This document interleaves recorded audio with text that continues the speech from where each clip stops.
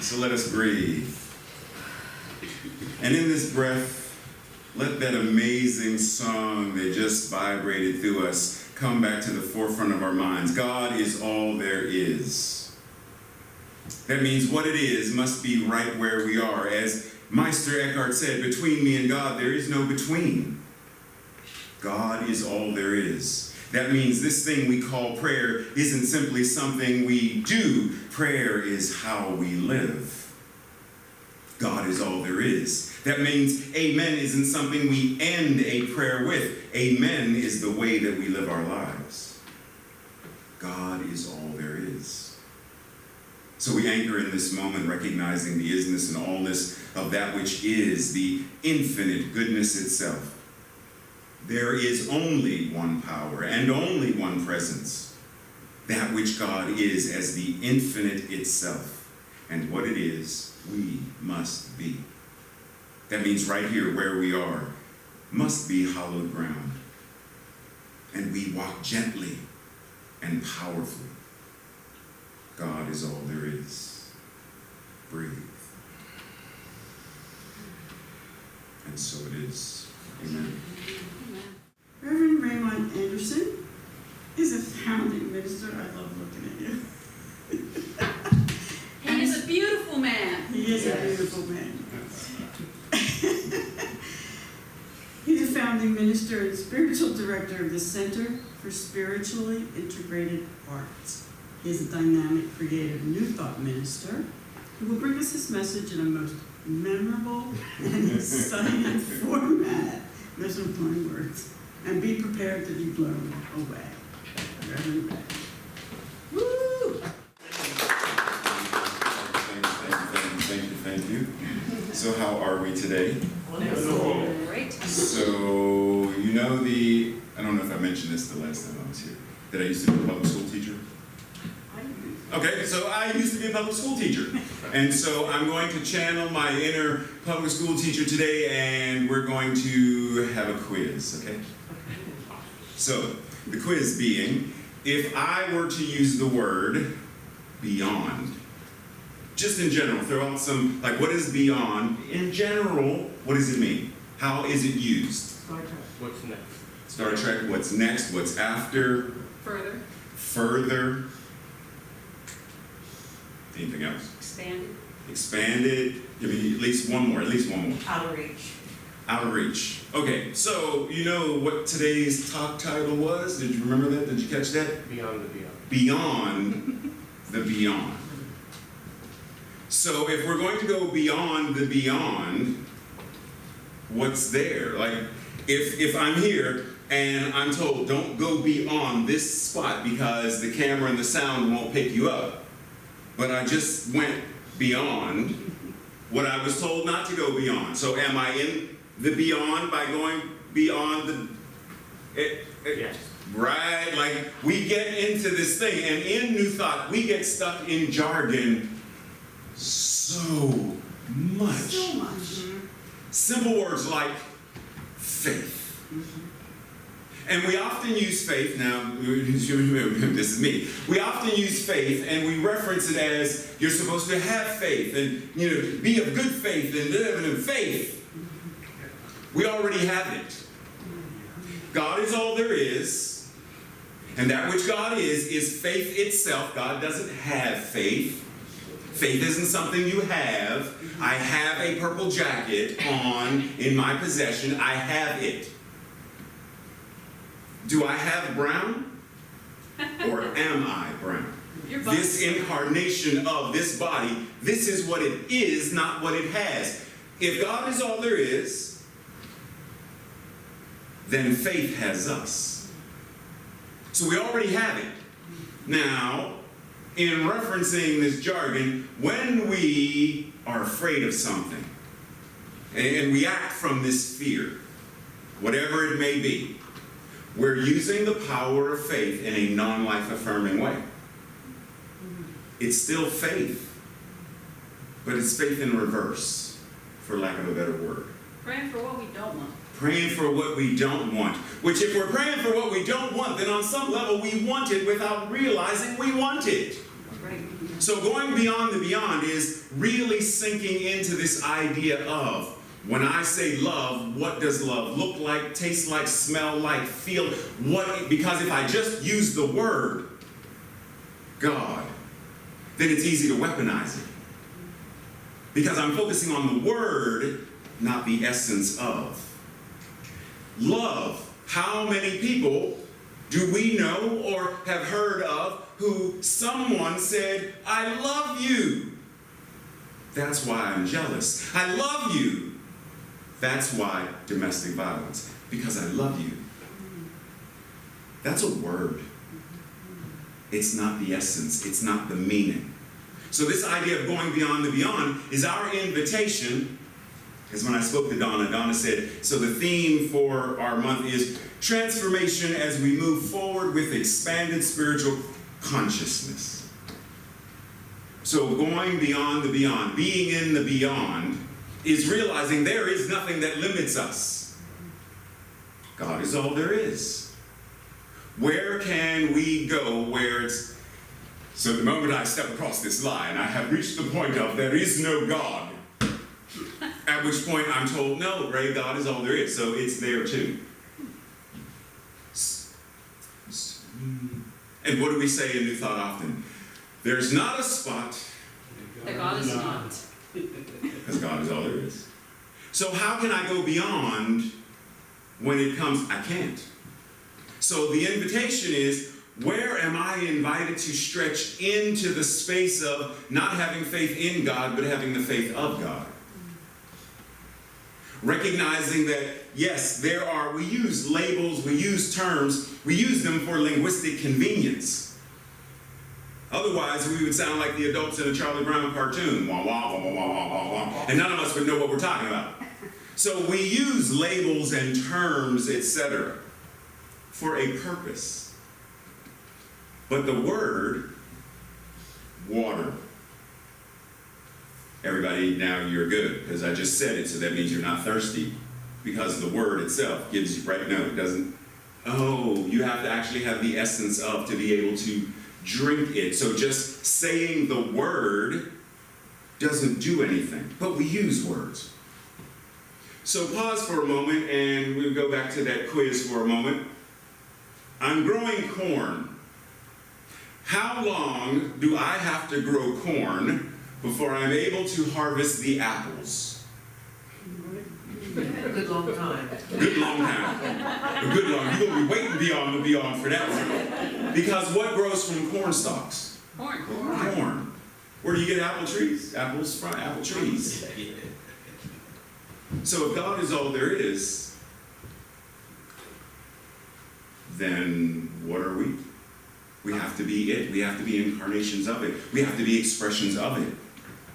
Joel Goldsmith said, God expresses God, therefore God is expressing itself as you. It's often attributed to Voltaire.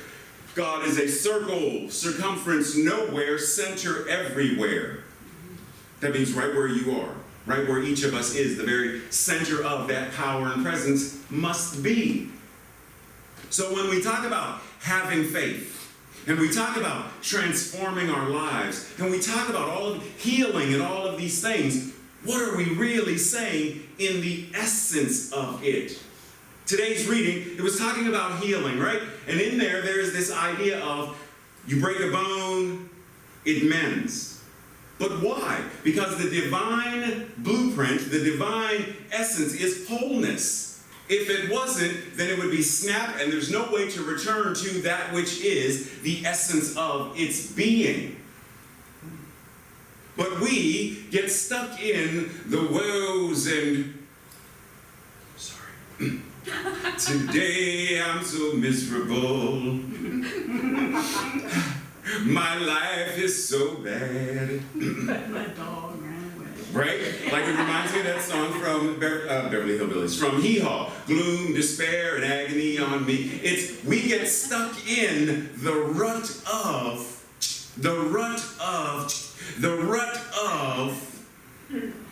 Groundhog Day.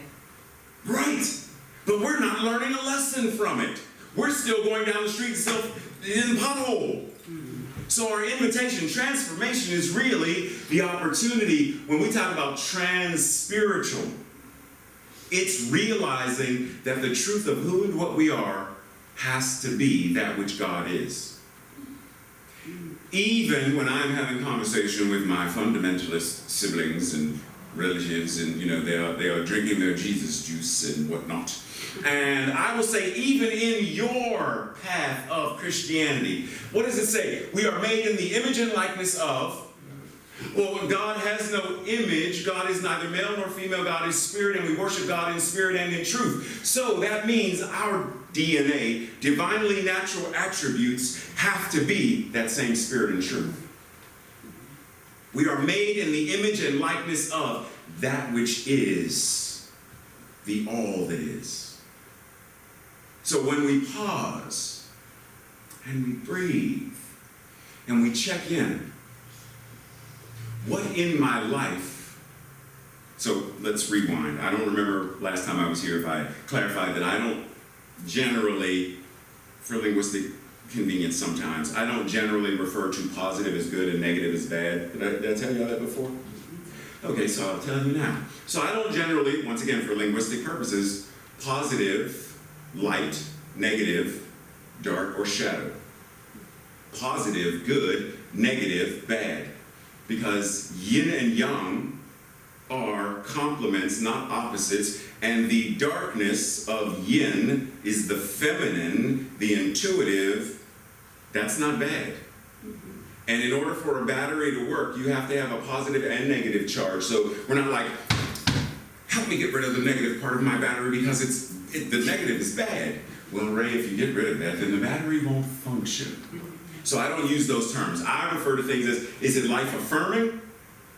Is it supporting you in the way that you want to live your life? Or is it life-denying or non-life-affirming? So in referencing this, when we look at our lives and we say, what in my life is non-life-affirming? What relationships are not life-affirming? What habits am I engaged in that really aren't life-affirming? Yeah, I probably shouldn't be eating 13 Krispy Kreme donuts a day. That's not life-affirming. But I'm doing it. Why am I doing it? Because at some level, I do want them, but I say I don't. Because my membership to Planet Fitness, at least, they're not, yeah. So what am I looking for? Am I looking for love in all the wrong places by eating these donuts? What am I seeking to experience? Because when we do say a prayer, and we get to the end, and we say, Ashe, Aho, Amen, and so it is. What is the purpose of saying that? Why not just pray and then be done with it? But it's a way for us to solidify and ground and say, that which I have just said is the truth, the whole truth, and only that which is true. Boom, boom, and I gavel. We're done. There's nothing else. It's done. So if we're going to live our lives and we want to live it in a more life-affirming way, what are we already saying amen to? Because those Krispy Kreme donuts, I'm saying amen to those. Neither good nor bad, it's a fact. But do I want, is it furthering something in my life that is, it is healthy? My primary care physician said I should eat 13 Krispy Kreme, specifically 13 Krispy Kreme donuts 3 times a week. The other days of the week it can be Dunkin' Donuts. My primary care physician didn't tell me that. Primary care physician told me the exact opposite. So, why am I engaged in this habit? When we understand what we are, truly what we are, as spirit made flesh, that anytime we speak, it is spirit speaking.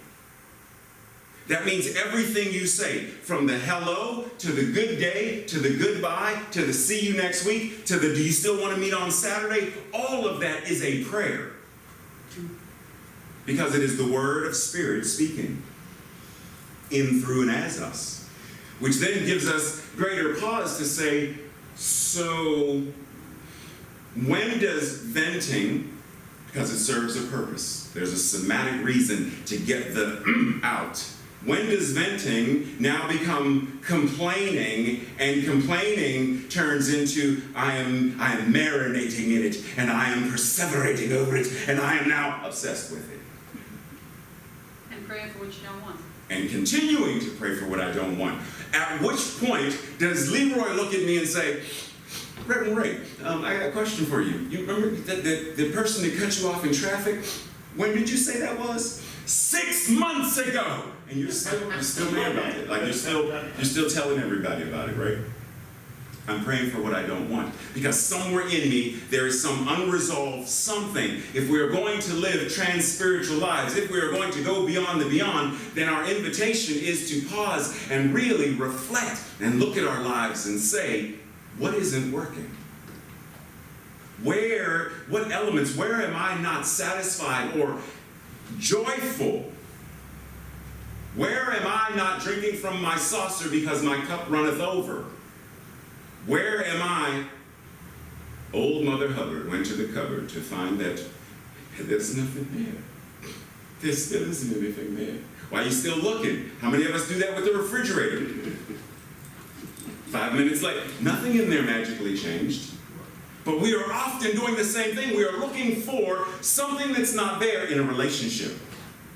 Something that's not there in a job. Something that's not there somewhere, way, shape, or form. In a relationship, whatever that may be. It could be siblings. It could be parents. It could be...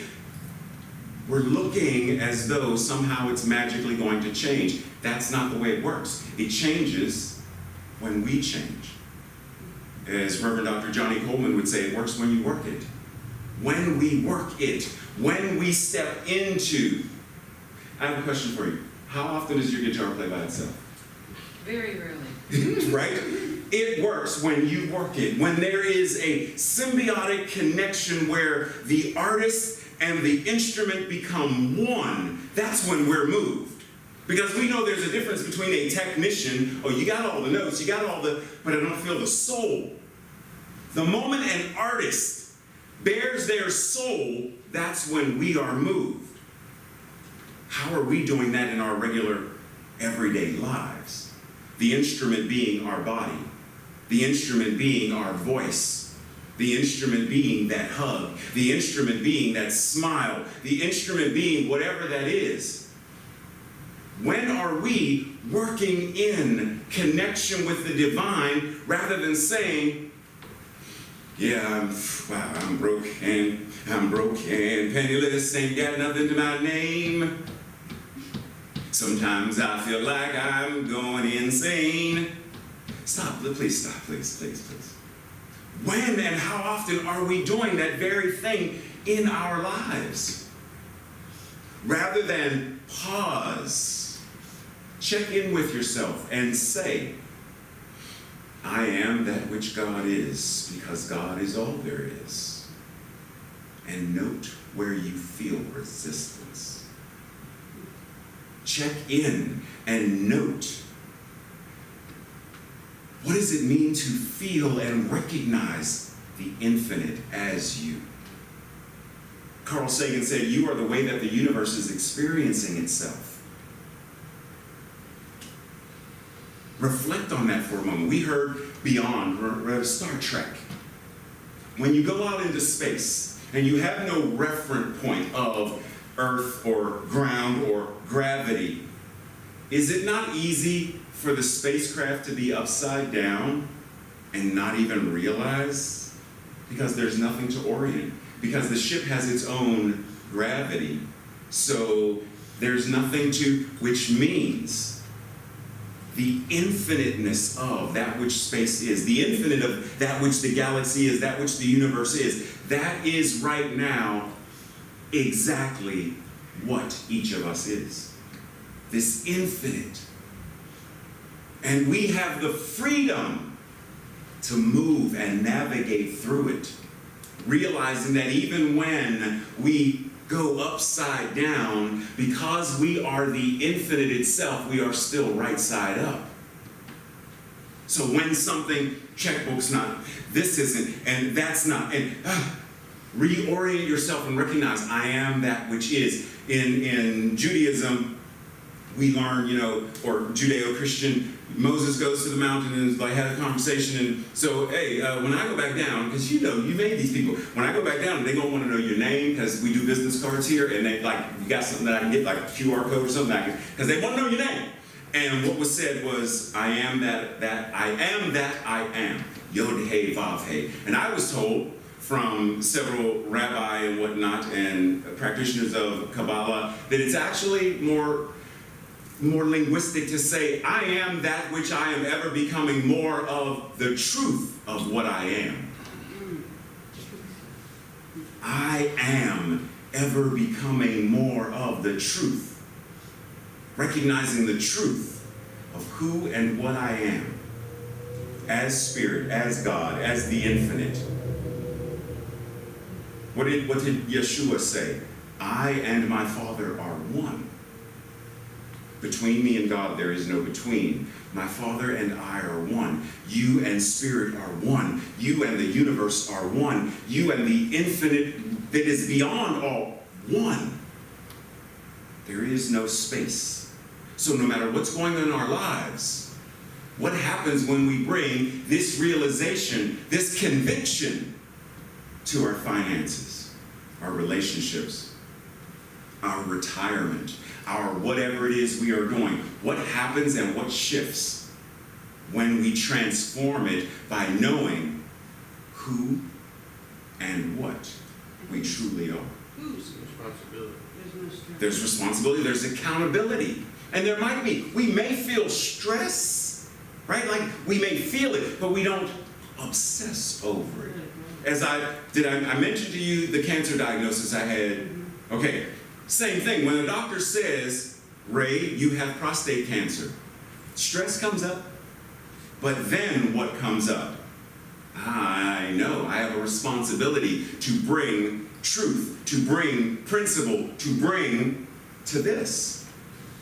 That's my responsibility. So just like the 12 powers of each individual, there is that which I must eliminate and move. There is that which is my expression of faith and move. There is that which I am choosing to will and move until that which is the infinite Christ mind is what shows up in the doctor's office even when the diagnosis is being made.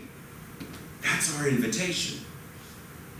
Because there is nothing that is beyond our ability to transform. Racism, sexism, homophobia, homomisia, transmisia, all of these things, we have the ability to transform them. Breathe. As we enter into that space of meditation, that space of letting all that is true simply be present.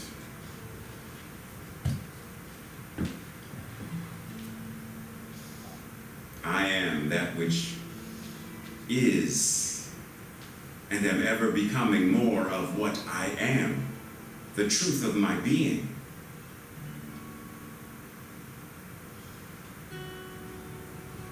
Knowing that God is all there is. Wherever I go, God is, and all is well. Whatever I am doing, God is, and all is well.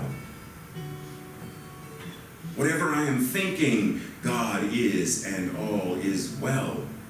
We breathe and we bring this awareness to our thoughts, to our words,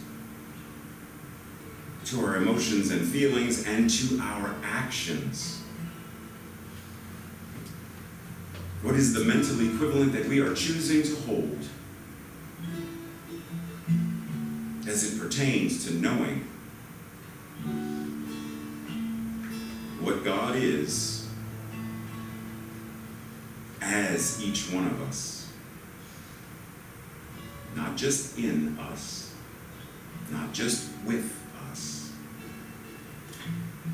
but every cell of our bodies, every muscle fiber, every bone, every atom, every molecule, every quantum particle and wave, all of it is a divine expression of Spirit. because for it to not be, that would mean there is spirit and this other thing called body.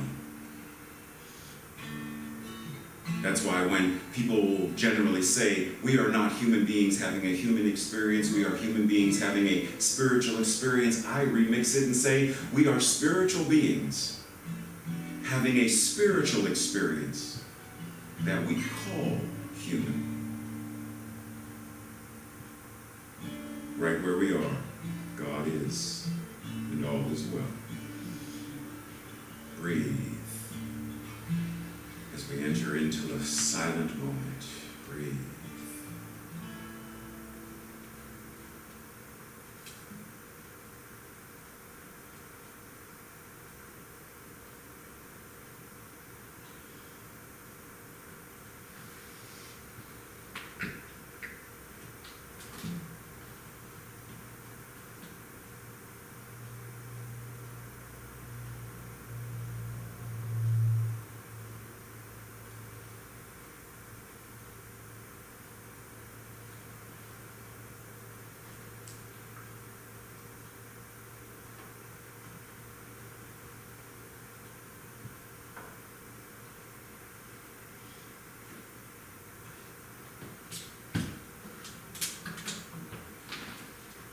So we breathe. We come to that space where we remind ourselves that we have the ability, because that which God is us. We have the ability to bring that which we refer to as the miraculous. Just as Yeshua, as Jesus did miracles, we are able to bring the miraculous to our own lives, because the etymology of miracle includes to smile and to laugh. We have the ability to bring that into our lives right here and right now. So even as we come out of this meditation, we cannot come out of our Godness. We cannot come out of love. And so we recognize that there is no beyond for us, because that which is the infinite has no limitations, no boundaries. And so we breathe into that space and that awareness and allow that to be the truth that sets us free.